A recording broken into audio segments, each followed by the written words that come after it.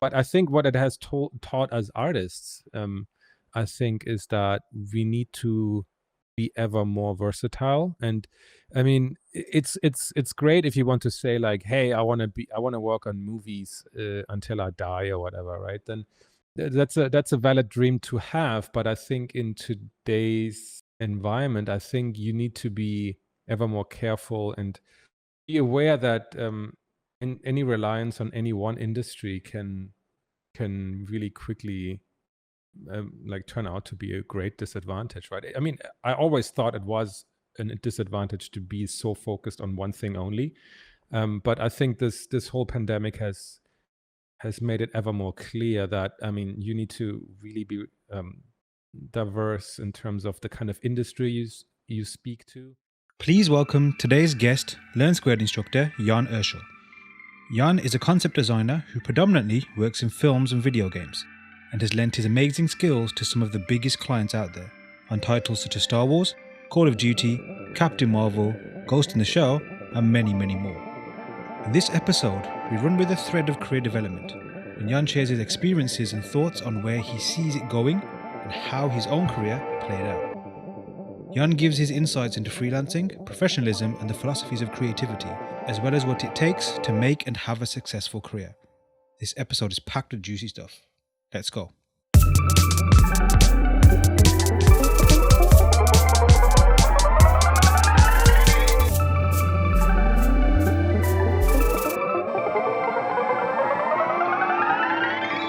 Yeah, cool. All right. Hey everybody, welcome to the Learn Squared podcast. Today we have Learn Squared instructor and overall badass, Jan Urschel. Hello. I've heard your name pronounced a million times, but I think I've mispronounced it again. Did I get it right? Oh, everybody mispronounces it. Jan. That's Jan. Just Jan is fine. Let's forget about the rest. Hey, welcome. Not welcome. That's the terrible thing that I'm running my own podcast. I say welcome all the time, but hey, I'm glad to be here. Thanks for the invitation. So it's a new year, but it's not shiny new because we're kind of like 2 weeks into the year. But how do you feel about the year in general? Like, obviously last year was quite infamous in terms of what's happened throughout the whole year. Pandemics and all sorts, but then also even on like say a professional standpoint and a development standpoint, and maybe an R&D standpoint from just developing new skills, is also perhaps been quite the revelation for many people. What is your take on that? I know it's quite a big topic straight away, but yeah, feel free. Yeah, it's interesting. It's an interesting, important topic, I think. I honestly, for me, nothing has changed much. I think somehow the whole world has caught up, it feels a little bit, to the way that I have been operating for a number of years already, or how a lot of freelancers, I think, already, operate. And that is just working from home and being very, self-sufficient, and having your whole setup at home and so forth. And so for me, it was not really any different. So the main difference that I've been noticing is that there was a lot more work than usual, which is maybe quite contrary to a lot of other industries. And so because I'm kind of balancing between movies and video games and other stuff, I wasn't affected at all by any sort of slowdown in Hollywood or any other downturn in another industry. So I was really quite in a fortunate situation, and I think also that a lot of art departments like to keep everything local, which makes a lot of sense, so that you have everybody in the same room. And a lot of art directors like to operate that way. But now that everybody was remote anyway, I felt like there was less hesitation to hire people from around the world. So, which was because I'm located in Singapore. It was quite fortunate, I think, and a lot of, I think, companies were just like, okay, if we're going to hire somebody anyway, might as well, go with new people or go with the people I wanted to hire anyway, but never was able to. and also a couple like budgets were freed up in certain areas, and so overall, it's weird to say because a lot of people have suffered a lot. But for me, it was quite a fortunate situation, and in a way, I don't know. 2021 feels like it feels like a straightaway like continuation of that. I felt like there was a brief break for Christmas, which of course didn't feel like Christmas at all. Yeah. So somehow it feels like I'm still in 2020, and I mean, looking at the news around the world, like there's no slowdown in outrageous happenings. So yeah, it's an interesting one for sure, definitely. And I know it's hard to forecast things, especially again how last year went, and not even just last year, just life in general. You can plan for things, but then you kind of got to plan for when things don't go to plan and all those kind of stuff. But like, because you mentioned obviously there was more opportunities, and you're referring to that more professionally, right? Like more gigs and more jobs. Do you foresee that? So on one hand, that's great, and I know a lot of people that have mentioned that as well. Myself personally, also too. But also even you mentioned that a lot of people initially, when this was all playing out, everyone thought, okay, what's going to happen with work? Or people are going to, they kept mentioning shutting things down. So they immediately think, well, if I can't work, and how long have you been you're 100% freelancer? Is that correct? Yeah, exactly. How long have you been a freelancer? I mean, I've been freelancing for about 10 years now, 10 and years, probably around 8 years, like full time. So that's like, so obviously, I mean, considerable time, yeah. Yeah, that's quite. It's been quite a while. So I was really well prepared. Whereas everybody else was like scrambling to, I don't know, buy desks and buy computers for their home office, and everything was sold out. I didn't have really any problem. Like there was no break or no problem to get anything. Yeah, nothing on that front. And then obviously, like with productions happening, especially because you work in films as well as games. Yeah. I mean, even if you were thinking, right, I mean, I guess at that time, did you think any work may slow down at that point in time, or did you anticipate there being more work? It caught me totally off guard. I thought, I mean, things would really slow down for the foreseeable future. And I mean, for friends that are exclusively working in Hollywood, there was definitely basically overnight everything stopped because nobody could shoot anymore, and it was really like, what's going to happen next? So the middle of the year was quite tough for a lot of people. But then the feeling was very much like the show must go on, and we need to produce again. And I guess like especially the streamers like Netflix and HBO and whatnot, they have really felt the surge, I think, of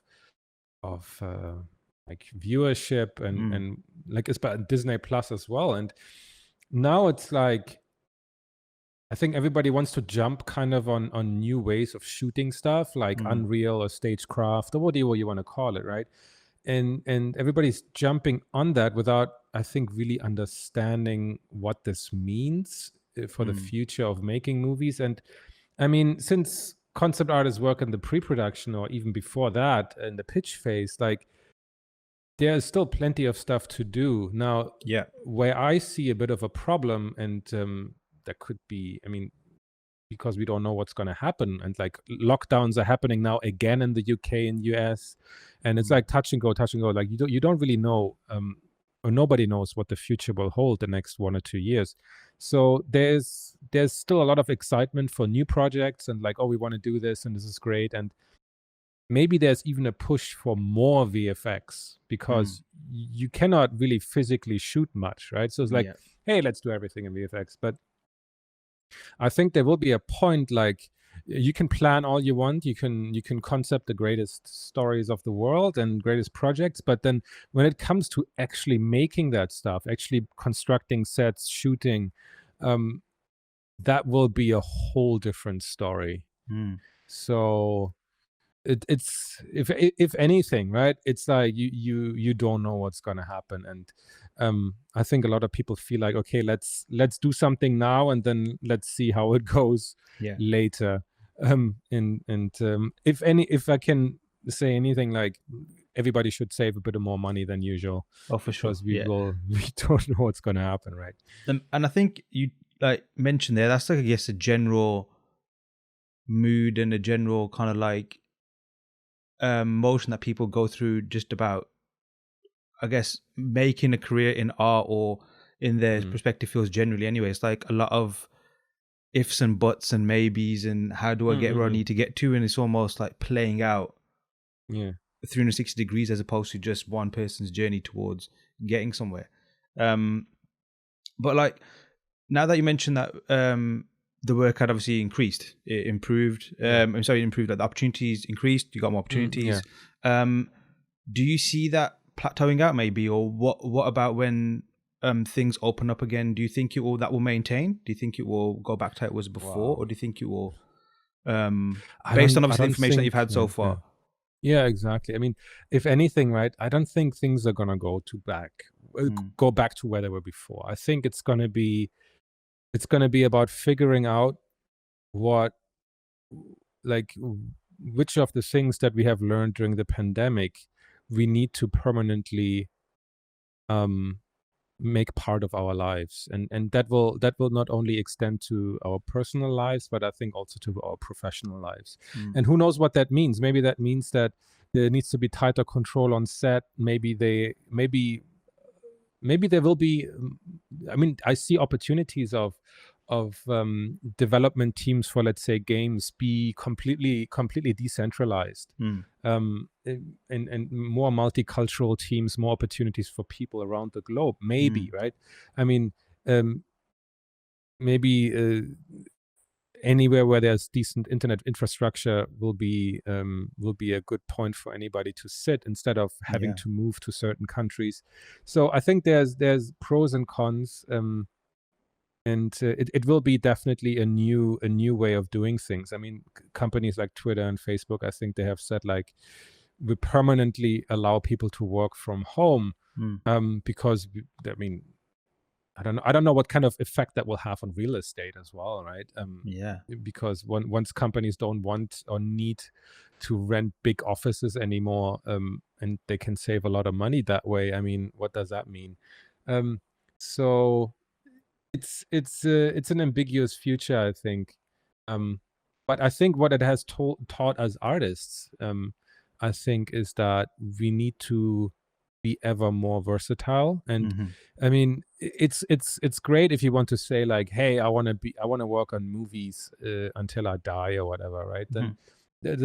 that's a valid dream to have. But I think in today's environment, I think you need to be ever more careful and be aware that any reliance on any one industry can really quickly, like, turn out to be a great disadvantage, right? I mean, I always thought it was a disadvantage to be so focused on one thing only, Hmm. but I think this whole pandemic has made it ever more clear that, I mean, you need to really be diverse in terms of the kind of industry you speak to, Mm. and the kind of things you invest in, right? Um, the skills you invest in, even if you want to talk investing in the traditional sense of monetary vehicles or whatever, right? So Hmm. I think that's basically my big takeaway from this all. And you mentioned just then about like having, I guess, like keeping your options open, right? And Yeah, have an open mind to things. Um, yeah, definitely. and one of the things about, I guess, the entertainment industry is quite emotive, like in terms of a lot of people growing up. This is not just a case of, hey, I'm doing this to earn money, which a lot of us are as well, Mm, because you need to earn a living. mm, Very, mm. very few can exist without having to earn a living of any kind. Very, very few. So there's always that Yeah, key overriding goal that you need to do. But at the same time, it's like yeah. we grew up with these passions, like, oh, I'd love to work on things you dreamed Mm, about mm, mm. as kids, then you Yeah. can do as a career. So, like, was that ever difficult for you to separate that like emotive side of things versus the, the strategic side, and thinking about, Oh yeah. okay, like how did you negotiate that throughout your career? I mean, I'm still in heavy negotiation about that. It's very tricky, right? Because it starts out for most people as a passion, or I mean, for me, it was like seeing people work on little models Yeah. of like spaceships, and then shooting those models in front of green screens or black screens, or like like it was a very tangible way of making movies, right? which Mhm. which of course has changed considerably. But I think it starts with most people, like drawing as kids, or playing with Legos, or playing with Mhm. models. um, and there comes the realization, though, like you said, that at some point in your life, unless you're very, very fortunate, you Mhm. will need to earn money. And um, I mean, it is quite a considerable um, privilege to be able to do what we do and make a living of it. Because I mean, there's so many other people that um, do not have this opportunity, whether it's their own fault, or it's just a product of Mm. where and how they grew up. Um, and so there's always a big negotiation happening for me, in terms of um, like the one voice in my head complaining about how creatively unfulfilled I am, Mhm. because it's commercial art. It's a service industry. You're not getting paid to throw paint at the wall. You're getting Mm. paid to do a certain job, a certain task.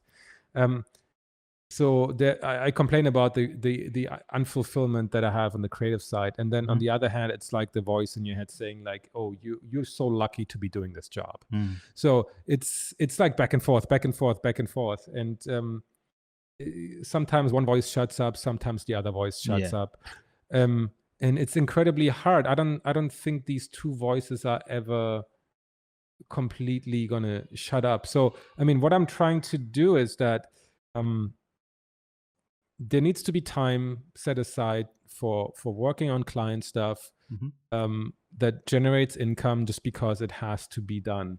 And then I need to force myself to make time for stuff that I don't know, relaxes the mind. Or I mean, Mm. and that can take many forms, right? It could be that I don't know, I read a lot, or it could be that I'm doing personal work, or it could be that I'm spending time with my family, that I Mm. work out. And there needs to be a balance for everything, and usually one or the other takes.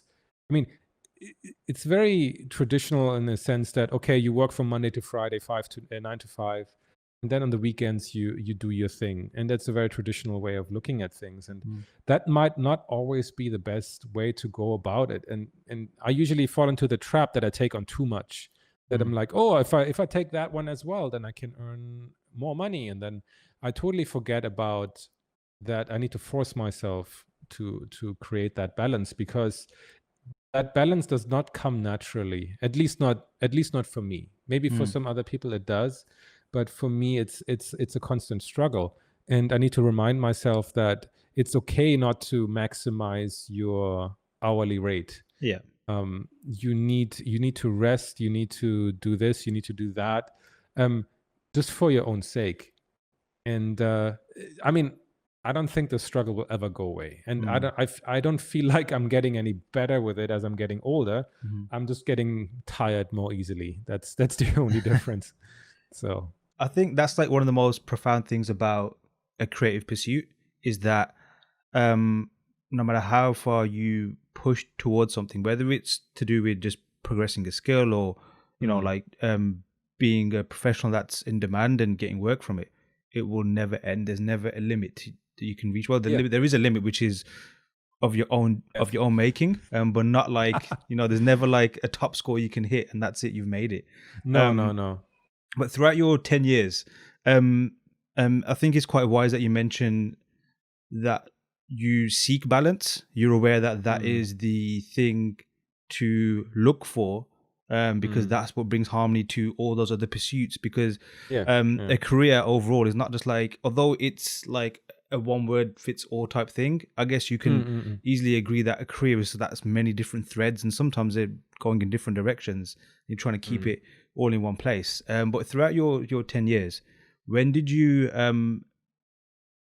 was a defining moment, or when did you notice that you started to realize that maintaining a balance is important? Because again, you just mentioned that even now you still have that time where I guess the balance does go off kilter because of, you know, certain opportunities that come up and what have you.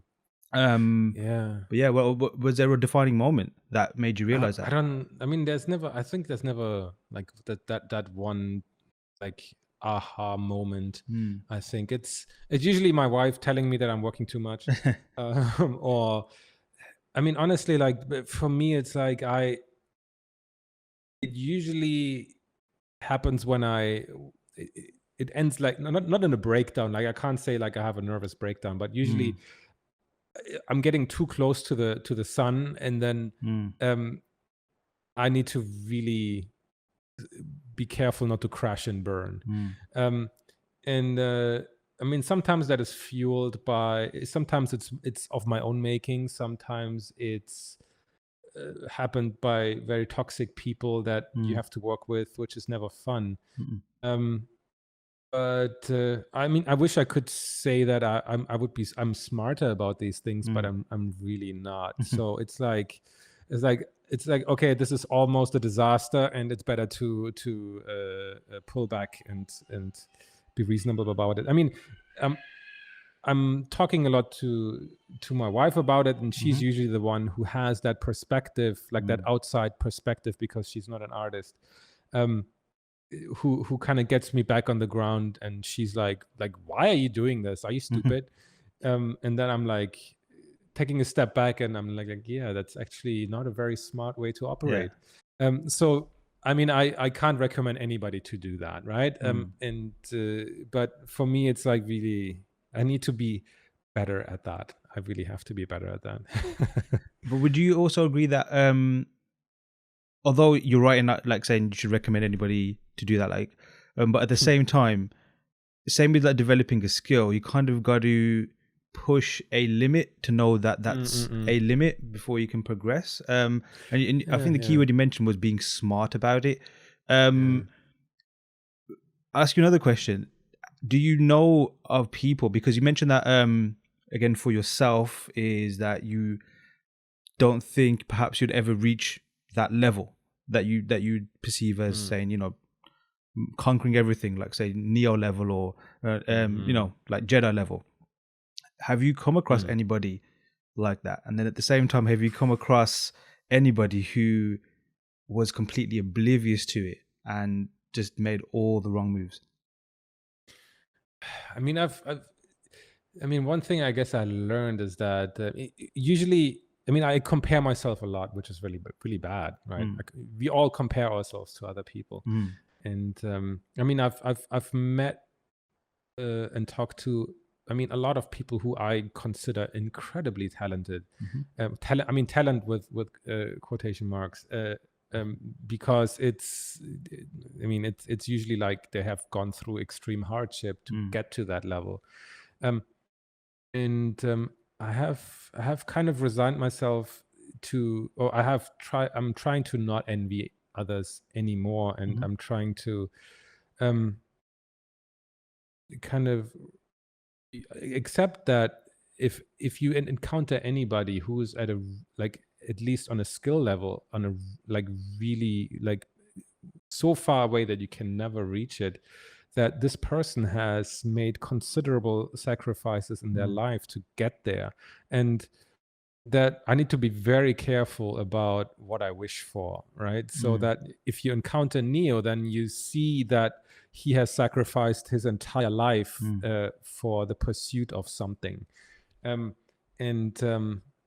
whereas I have other things that I have achieved in my life and that I should be very proud of, but of course that doesn't get me any likes on Facebook or these kind of things. It doesn't make me into a more desirable artist to hire, right? But then that other person who's like, again, Neo level, in terms of his art skills, in 9 out of 10 cases, he doesn't have 2 kids, a family, and other things that I consider worth having.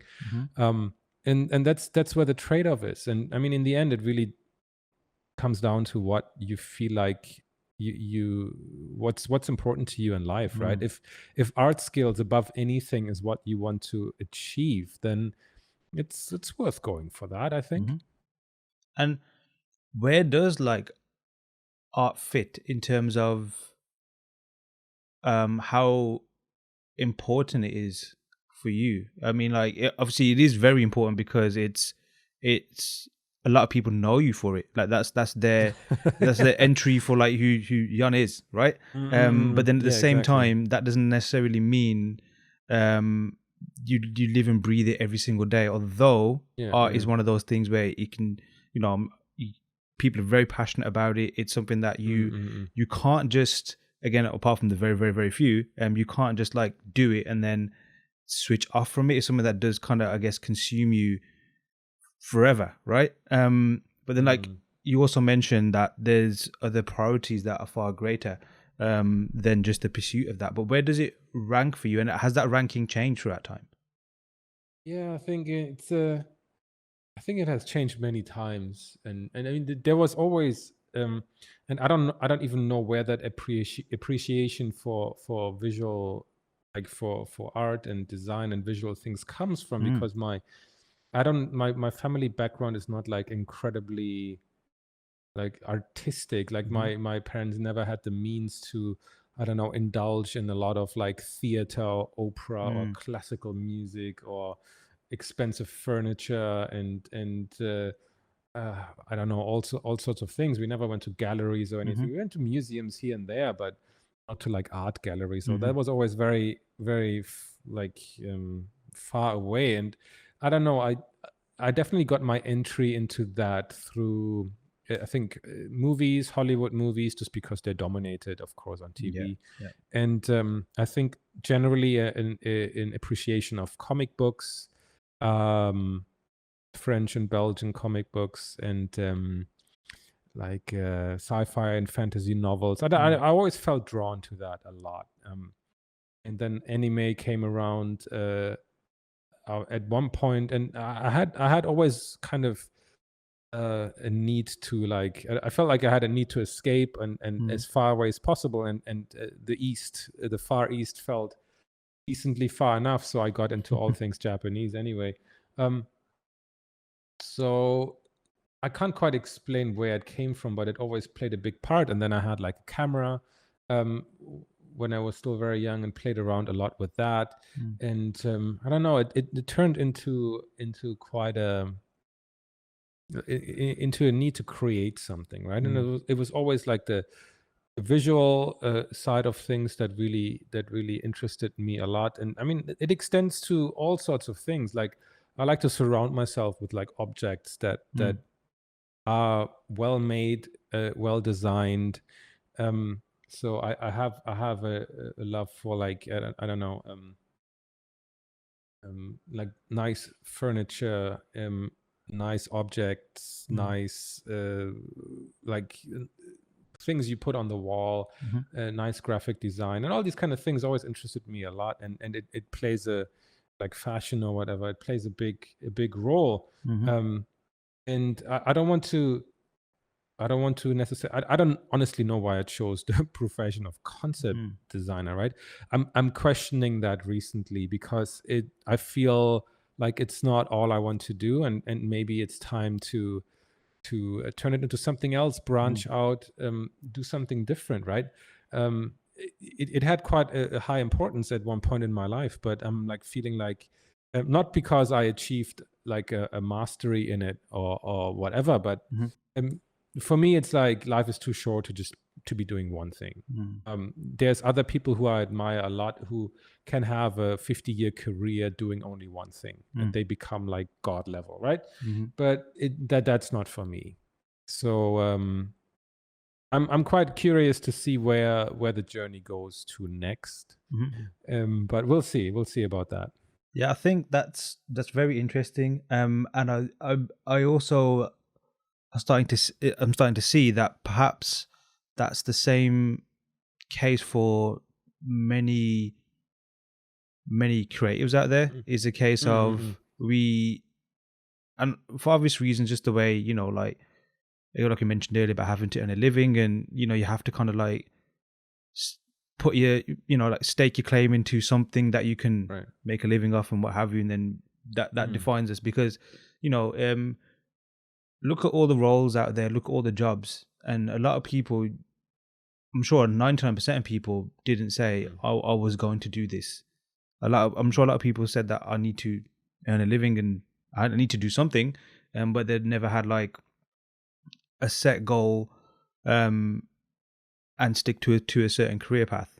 But then at the same time, like our job is kind of like a hobby and a job combined, right? yeah. Whereas like I know a lot of people who have a I guess a traditional quote unquote job, which is you go do your 9 to 5, do your Mm, tasks, get paid, and then that recreational time is where they put a lot of energy into wherever it may be, just to either mm, unwind or unleash or vent off steam, what have you. Um, Whereas I guess in the creative field, it is kind of like both combined. Like you mentioned earlier, it's a case of like do you get your creative fulfillment from doing the job, and then see a mm, lot of the mm. cases it's no, because I got to fulfill someone else's vision, so you end up doing Yeah, doing yeah. your own. And then also perhaps say from I mean, like concept art and the concept field Mm, was properly defined, probably, I guess, looking back in the history of it, Sid Mead and Ralph McQuarrie days, mm, where mm, they're mm, actually legit designers to the world of entertainment. And then even then, mm, I think like from Feng Zhu, probably the most famous one, who perhaps turned it into something of what it is today, in terms of like it's got all the labels and all the, like it's recognizable as an industry. Um, mm, mm, mm, but then it came from threads that were not clearly defined from back in the mm, day. Obviously, if that's the case, then it's clearly going to go the same way. It's going to branch out into different areas. mm, I mean, like, let's say like the role throughout your career, from the role of as a concept designer, concept artist, from how it was at the beginning to what it is now. mm. How has that evolved in terms of what you've been asked to do and the things that you tend to um, put into the work that you've been asked to do? Right, right. I mean, it started like anybody, I think, starts on a very junior level. Mm, I mean, I've spent a lot of years working as a graphic designer, and mm, it was quite a hard setback to be suddenly asked to do really junior tasks. And mm, it was it's kind of like you start on the smallest project in a studio, and then you are tasked to do really low level things like paint some textures up, or like, hey, can you take this guy's concept and like make it a bit more rusty kind of thing. mhm, So I mean, that's I think how most people start, mm, and it's very not very glamorous, and not something I'll ever show to anybody. And then over the years, it became more like a normal thing that you would expect like a concept artist to do, like very normal tasks. But I mean, more recently, it has turned into not. I mean, the label is still the same, right? mm, And if I mean you want to put a senior on top of it, I mean that's doesn't really mean anything. Um, which is maybe also something I can talk about in a little after yeah, that, sure. in terms of like what freelancing means. But I could see the role or the kind of tasks that I've lately gotten is more like higher level tasks, saying Mm, like, okay, we need to define this area. Can you help do that? And then we let the more junior guys fill in the in between, so to speak, right? mm, If you want to use something like animation vernacular or whatever.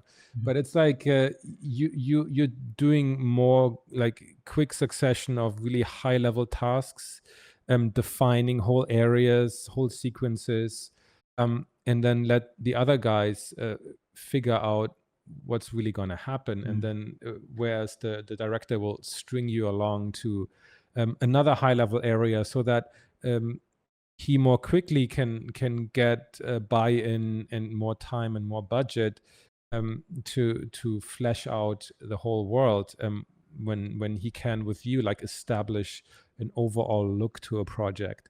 And a lot of times the art directors will ask for a lot more input in terms of yeah, almost like art direction level, like, oh, like, can you put together some mood boards, can you put together like, they want really more of your brain and more of your thinking process rather than just your wrist.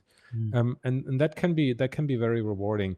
And I mean, they even spell it out as much as like, oh, I want us to work more as like side by side rather than like me telling you what to do, kind of thing.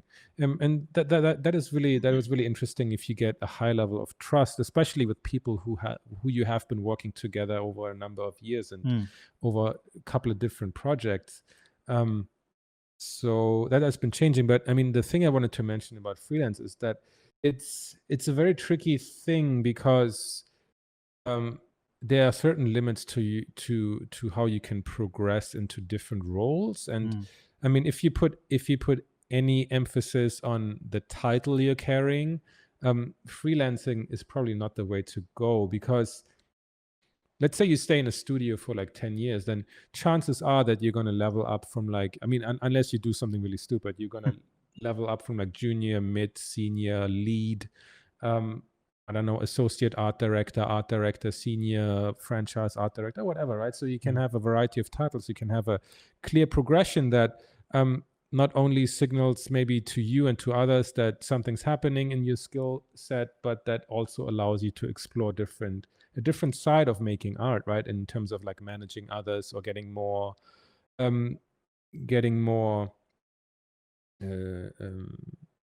not power, but more responsibilities on a project. And that is something very hard to do when you're a freelancer, because I mean, you never gather really any experience in managing others, or you just basically sit at home and do your thing, right? And progression and acceptance of others that you have certain skill sets is very, very difficult to achieve. And that's something that you really need to be clear about.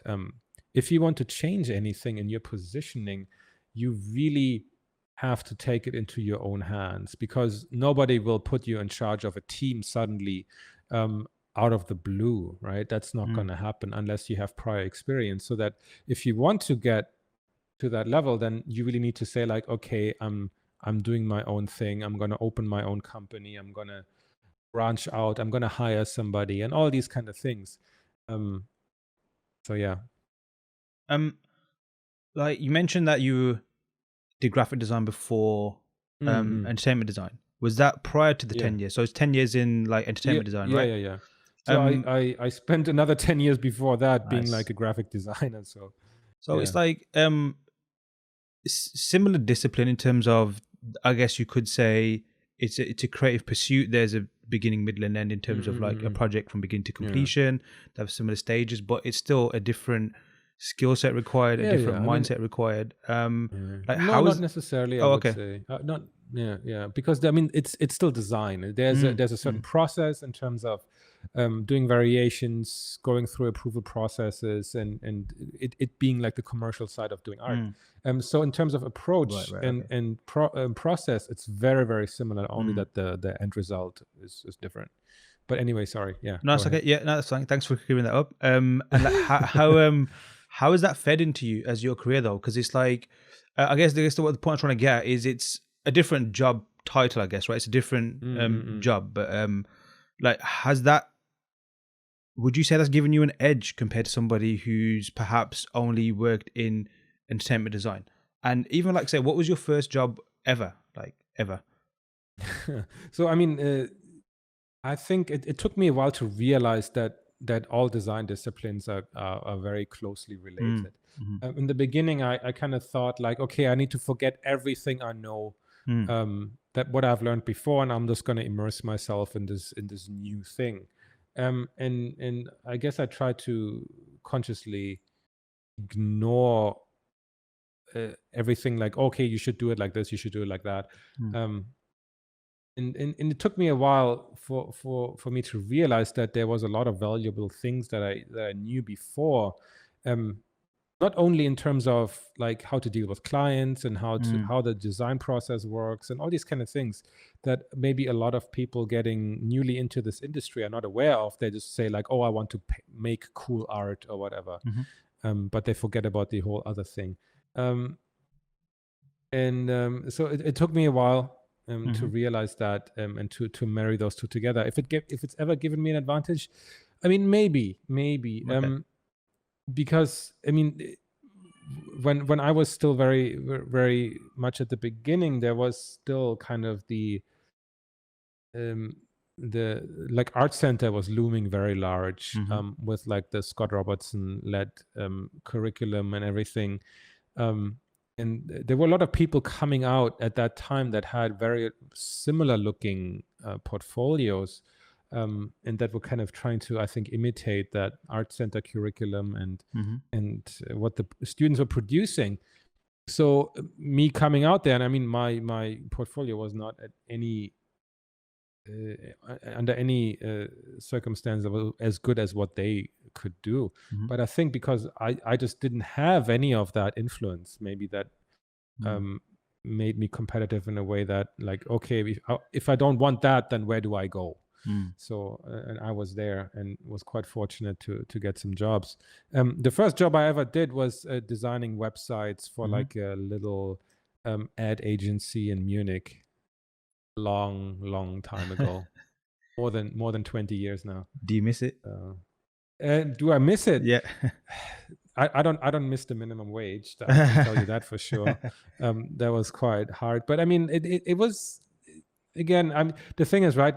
I have to be very grateful because they Mm. hired me as a web like designer, so to speak, but Mm. without me having any like formal design education. So Mm-hmm. I kind of made it up as I go. And I mean, I can, the amount of like pixel pushing I had to do and like making little buttons, that was like Mm. all way before any kind of proper like it had nothing to do with web design these days. Mm-hmm. So it was quite a lot of tedious work, but you kind of learn on the job, and you kind of grind it out. Mm. um so I think everybody kind of has that. Or maybe, I mean, I don't know, maybe these days it's not so much a given anymore. I feel like there's a lot of entitlement of a lot of people that think like, okay, they need to work on the biggest franchises Mm. right away and do the most amazing stuff, when if you look at anybody who has a big name today in the industry, they usually, if you dig a little bit deeper, they have spent a couple of years somewhere in a dark cave, like doing the most menial tasks Mm. imaginable, and kind of um, earned their mileage that way, right? Mm. So that's kind of something a lot of people have in common. Like for me personally, that's if I see someone's journey have that, like those dark caves that you mentioned, that's something that like I that I see that as a positive. Like I'm more intrigued about that person Mm, because there's something about having a journey, and like you mentioned from yourself, like being on that minimum wage, to which I hope is that minimum wage right now. But I'm sure it's yeah. increased a little bit. But the key thing is like there was that progression, and at the same time, Mm, you know what that felt like. Whereas opposed to, I guess, perhaps the entitlement side is where maybe you mm, don't know what it's like to feel like what it's like being um not at the heights of a career. And to be mm, fair, I mm, don't mm. think it's only exclusive to art. Um, Oh yeah, yeah. like in the different various places I've worked, it seemed to be like a common human trait everywhere. I've come across people who straight away feel like they should be at a certain position, which is great if you've got the skills for it. But then if the skills are Mm, not mm, there, why are you trying to demand this? But then versus somebody who has, like you can clearly see by looking at their shoes that they've walked a long time. Like, they've got a lot of mileage mm, in their careers. And, like even just from working alongside those people, learning from them, there's a lot to gain versus somebody who perhaps is just began at that particular point because, like you mentioned, the journey, the interest that they've gained and the knowledge that they've gained is mm, stuff that you can't just you can't transplant it from something else. It's something that you have to, I guess, organically get, from the journey overall. Mm.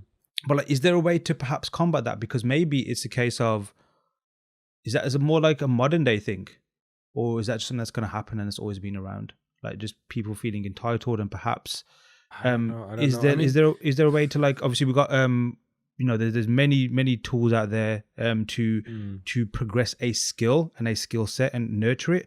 But will there ever be, or is there a resource and a course, or anything that you can just say, hey, this is how to handle a career, handle being a professional, or is that Yeah, something that you just have to that's learn? the hardest thing, right? It's Mm. like the hardest thing to sell because it's the unsexiest thing that is out there. I mean, is entitlement today any worse than it has been in the past? I Mm. don't think so. I think people Mm. are staying still, but I mean, I think it's the same. It's the same as anywhere that there's always a lot of people who want to get into this industry or do a Mm. certain job, but most people won't make it, and that's just how the world works. I mean, Mhm. if everybody who ever wanted to be a concept artist becomes a concept artist, then there would not be enough jobs to Mm. support everyone, right?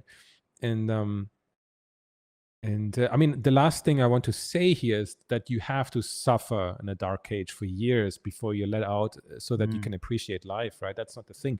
I know many people who are very young still, very talented, but incredibly balanced, humble, Mm. and good-natured people. So it's not necessarily like, oh, young people are stupid, and Yes. Yes. like hire somebody who's over 40 or whatever, right? Just because they have seen some shit. Yeah. I don't want to say that, right? But I mean, it's quite curious these days because you have incredible processing power available, like on for a very cheap level, and you can download any software, you can pump out some renders, and it feels like it's easy Mm. to be doing that, and it gets you to some shiny results. And unfortunately, sometimes it gets reinforced by certain companies who decide to hire very junior people. I mean, it's good that they give them a chance, but Mm. um, I mean, you get what you pay for, right? So Mm. somebody who's very young has not that much experience, and maybe they have more misses than hits, Mhm. and that's okay, right? There's a place for all of these people in this Mm. industry, but um, like sometimes it sends the wrong message when a lot of young guys are getting hired for some incredibly high profile project, and then they think like, okay, this is how it's always going to be, Mm. when that's not the case, right? So somebody might get a lucky chance on, excuse me, on Star Wars or whatever, and then suddenly there's a drought or whatever, and like Mm. nothing's coming around for a year or two, and then they reject every project that is not on a Star Wars Yeah. level. Yeah. Yeah. And I think that kind of distorts people's perceptions of this job a little bit, because I mean, look at ArtStation or whatever. I mean, ArtStation itself is great, but the nature of the algorithm is that only certain art is being pushed to the top, Mm. and everything looks fantastic, and every day there's like 10,000 new fantastic images, Mm. and that kind of gives the idea that this is all we do all day long, when Yeah. Yeah. it couldn't be further from the truth, Yeah. right? So there's a need for, I think there's even like a responsibility um, for all the educational platforms out there to make sure that young students, or even old students, or any kind of person that wants to learn, understands more in depth what, I mean, this industry and this job is about. Mm. Um, so I'd say it's really hard to discern, I think, for prospective students. And I get these questions a lot, like, okay, so which tutorial do I need to watch? Which course? Mm. Which workshop? Which mentorship? Which school? Um, and it's incredibly difficult because it's not that it's not transparent, but from an outsider, right? From an Mm. outsider point of view, like, oh, this looks cool, oh, this looks cool, oh, I'll get this, I'll get that, and then Mhm. I'm super awesome, right? Mm. But it's not that easy, is it? Yeah, I mean, like you mentioned before as well, like with some of the how your career developed in terms of what you've been tasked with in terms of what to do from Mm, clients, and that was built from relationships that you've had with people mm, because you worked with them many times.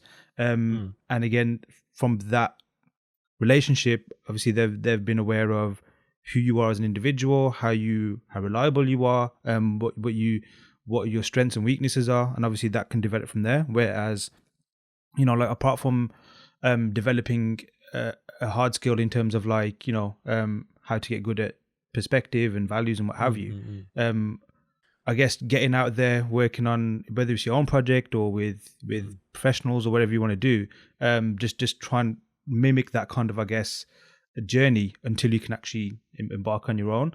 Um, mm, but like from your perspective, and I know it's quite, maybe it's not correct to do like a very basic summation of like what people should do, but like what maybe two or three or just general core qualities that you feel people should have or possess or try and nurture um, to succeed.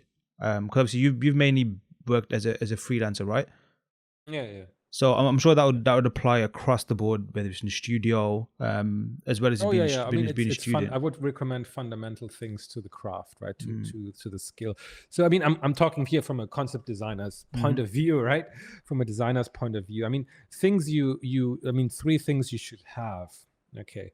Um, I think the number one skill a designer needs to have is curiosity. Um, the fundamental urge to want to know how things work, the why. um, you need to have that. Too many times I encounter people who don't know why they want to be a designer. Mm. They say like, I don't have any ideas, like I don't know, like I'm bored, I don't know what to do next. And Mm. if you're presented with that, then maybe being a designer is, I have to be like straightforward here and say like, maybe it's not the right job for you. Mm. Every good designer I have met, they have an insatiable need to know Mm. uh, everything they can get their hands on. And I mean, they have things that um, they like particularly, right? They have areas of like, I don't know, one person likes architecture, the other one Mm-hmm. likes history, the other one likes God knows what, little bugs, Mm. I don't know, microscopic stuff. That doesn't matter, right? But in general, they have very curious minds, and Mm. they never run out of ideas. That's like the fundamental thing, one of the fundamental things. And I mean, eh, because you're a designer, because you are a visual communicator, so number two is that you need to know the fundamentals of image making. Mm.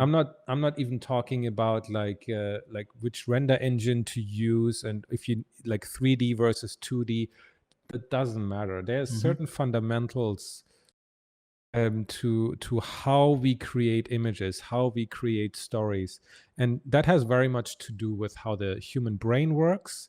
And we need to know how to manipulate the brain in order to like, oh, okay, I want him to look there first and then there, right? It has to do with values and contrast um, and all these kind of things that are super fundamental. And unless you have a good grasp on that, um, it's futile to think about if you want to learn 3D or this or that. Mm-hmm. You need to know that.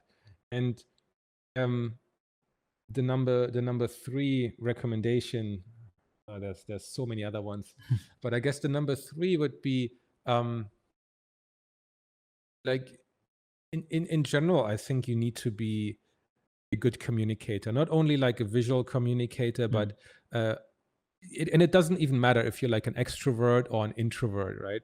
Mm-hmm. It doesn't matter that if you're too shy and you can't get any word out, then um, um, it's not necessarily about that. You can always try to improve and try to get better. Yeah. But Yeah. I think being able to talk to people, being able to just get your point across, whether it's visual or with words, right, is I think a very valuable skill to have. And I mean, alongside with that comes like just being professional about your approach, that you talk to people with a certain etiquette, that you are just like a nice. I don't want to talk about like humility. That it can Mhm. be fake as well, but like Yes. if you have good intentions, if you have good etiquette, if you just are a nice person to be around, Mhm. and if you combine that with um, being curious, being able to be excited about a project, and having Mm. the right, like having good fundamental skills, I think there's really no limit to what you can do in life.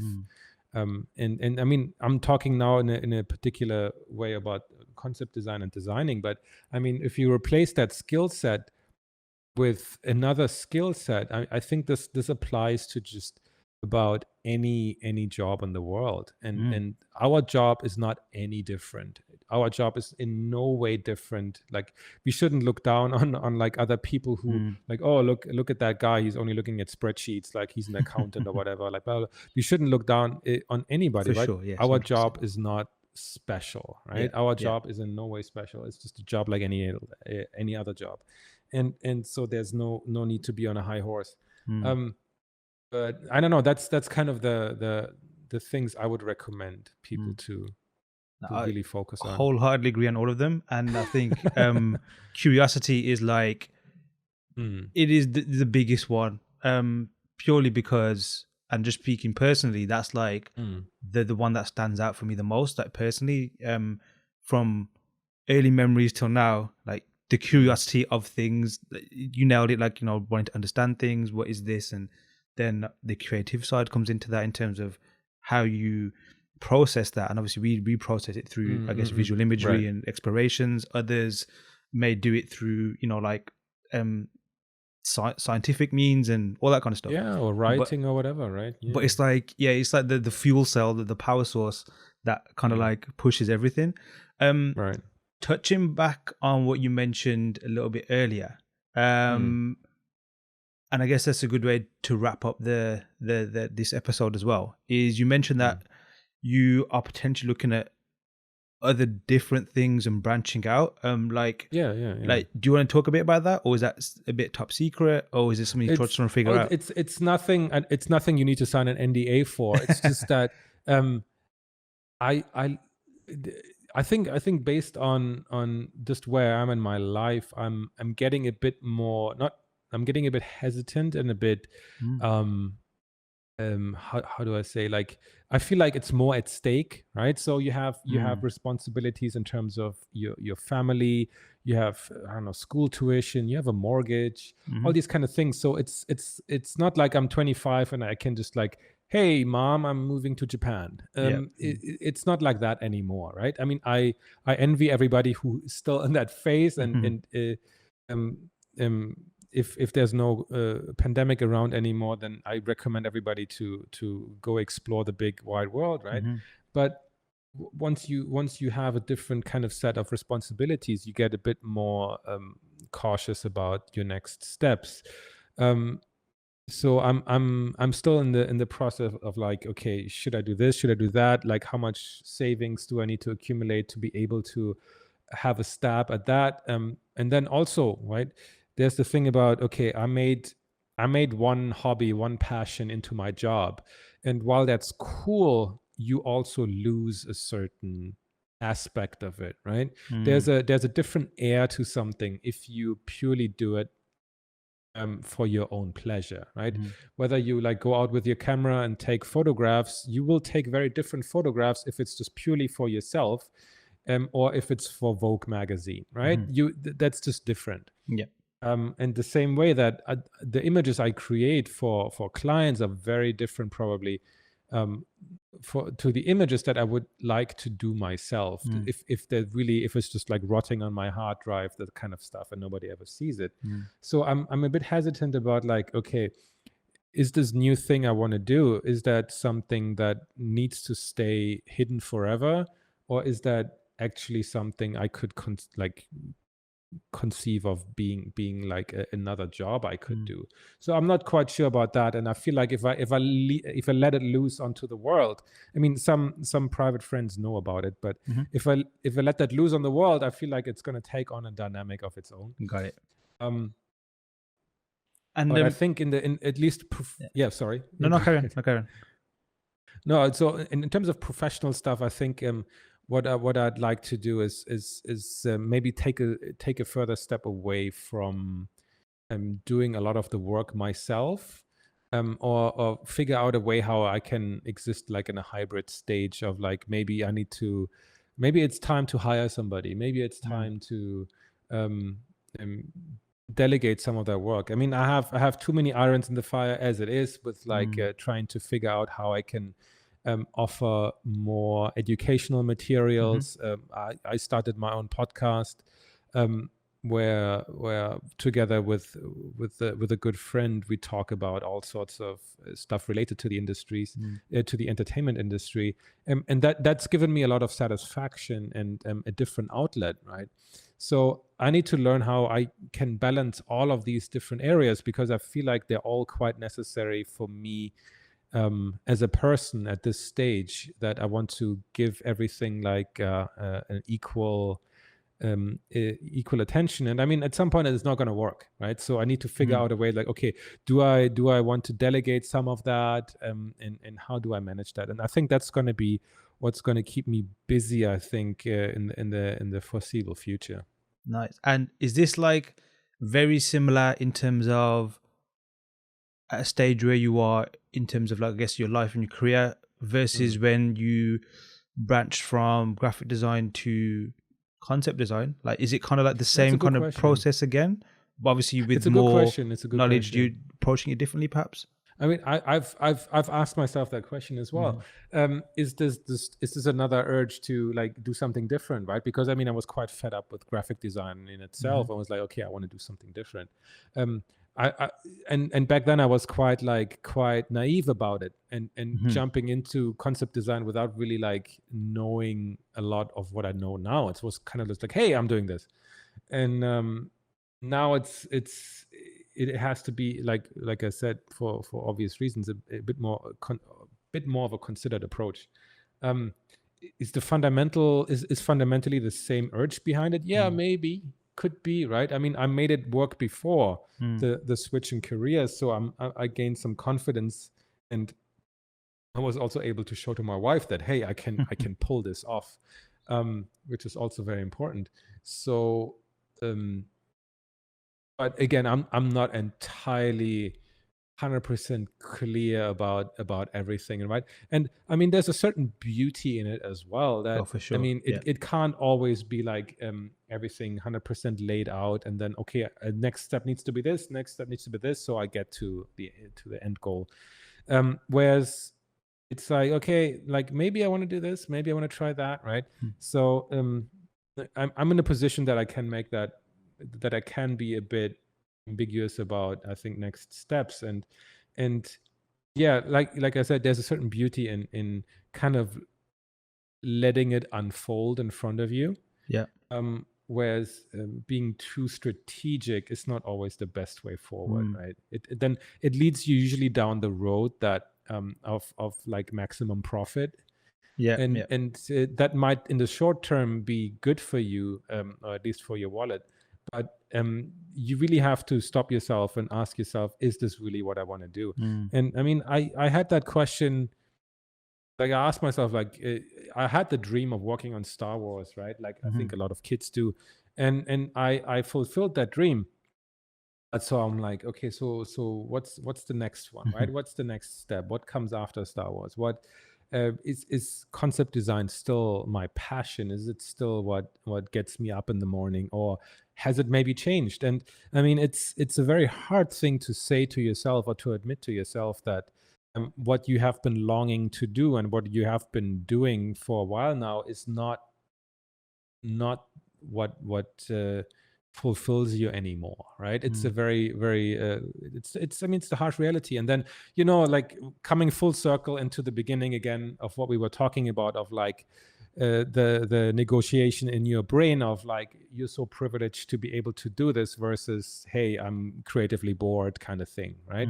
So it's then you end up in that camp again, and then the whole discussion in your brain starts from the beginning. Yeah, that's a great moment to end the podcast on. I think again. People are more confused than ever.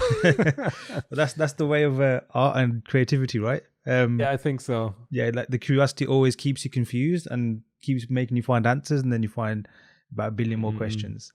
Exactly. Dude, that was awesome. Thank you again for your time. Obviously, this is obviously your first time on this podcast, but you have your own as well, the Art Department podcast with Emmanuel Shu, right? Thank you. Yep, that's correct. When's your next episode out? Next episode, we're always releasing something on Wednesday morning, Pacific time. So we so far have been able to keep our schedule. So always look for the next episode. We have some really cool stuff lined up. But add that link to the description. Of course, your Learn Squared course, Production Concept Art, is also available as well. First lesson is free. Design stunning worlds for films and games, and of course, you have your own Gumroad as well. Is that right? Yeah. I have smaller courses, like little tech things that people can check out. So thank you for that. Cool. Yeah, we'll add that all to the links. And anything else we can look forward to from you in 2021? Oh my goodness, you're putting me on the spot. Yeah, I'd love to spend more time doing personal work. I've ignored that for quite a long time, and so I'm hopefully gonna get more into that over the course of the next 12 months. So good luck for that. Sweet. Thanks, Jan. Okay, thank you so much. Bye. A huge thanks to Jan for joining me. Check out his Learn Squared course and what he's been up to by following the show notes below. Also remember, all of our first lessons are free, so head on over to learnsquared.com and start your own career today. And finally, if you're enjoying the podcast, please like, subscribe, and tell your friends. I've been your host, Dhanda. Till next time.